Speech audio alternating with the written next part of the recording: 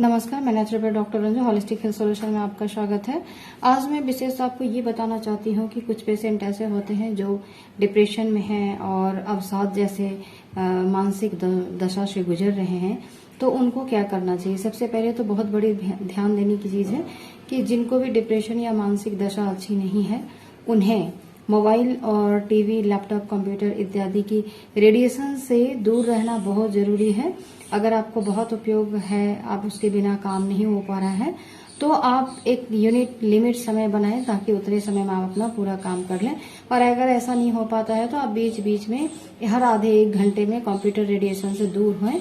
और आई cold pack लगाना बहुत जरूरी होता है।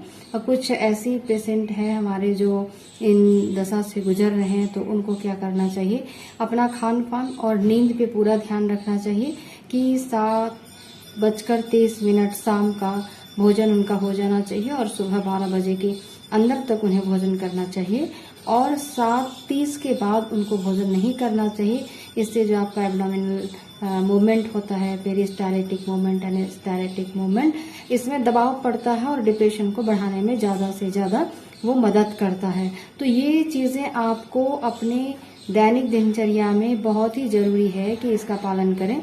अगर आप इसका पालन नहीं करते हैं तो ये आपका जेनेटिक में डेवलपमेंट होता चला जाएगा। आप डिप्रेशन में होंगे, आपके बच्चे डिप्रेशन में होंगे, तो ये कहीं ना कहीं जनरेट करता चला जाएगा।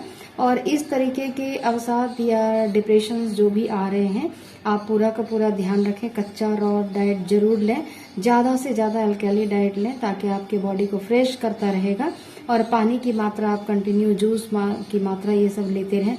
इससे क्या होता है, आपके बॉडी में जो भी रेडिएशंस और अनवांटिंग टॉक्सिन्स जो प्रिपेयर हो रहा है, उन टॉक्सिन्स को कम करने में और टोनिफाई करने में मदद करता है। और डिप्रेशन की आपके शरीर में जो प्रेशर हो रहा है वो सीधे कम होना शुरू हो जाता है। तो इसमें नेचुरोपैथ के मार्गदर्शन में डिप्रेशन के पेशेंट को रहना बहुत जरूरी होता है, क्योंकि एलोपैथ मेडिसिन खा लेने के बाद वो सप्रेश होता है, ना कि क्योर होता है।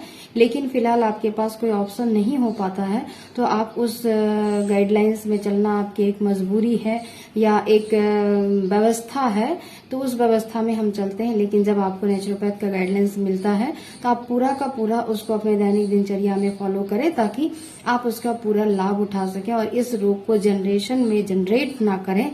इसके लिए ये बहुत बड़ा कदम है ताकि आप स्वस्थ रह पाएं और आने वाले समय में आपके परिवार जो भी आप बनाएंगे वो भी स्वस्थ हो, ऐसी मानसिक दशा से पीड़ित ना हो। और इसका पूरा का पूरा जिम्मेवारी सिर्फ ये ना बोले कि बच्चे से स्वयं हुई है, इसके जिम्मेवार माता पिता होते हैं। क्योंकि जब तक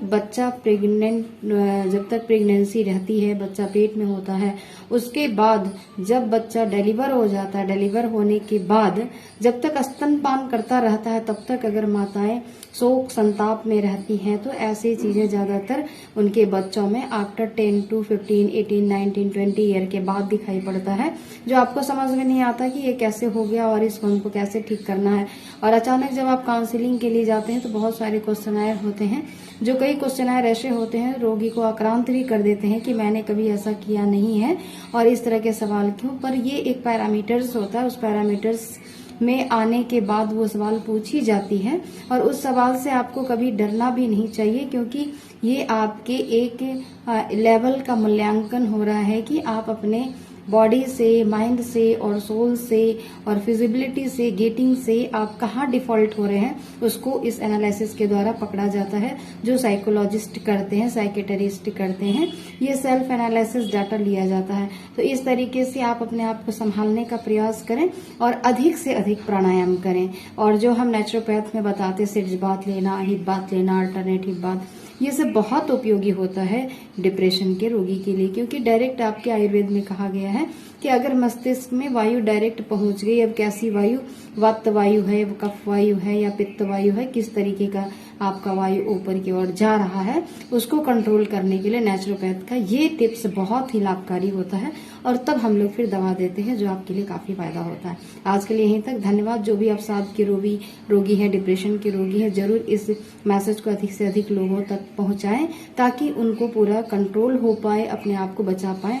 ये और शेयर करें, लाइक करें, सब्सक्राइब करें ताकि आपको अगला नोटिफिकेशन मिलता रहे। धन्यवाद।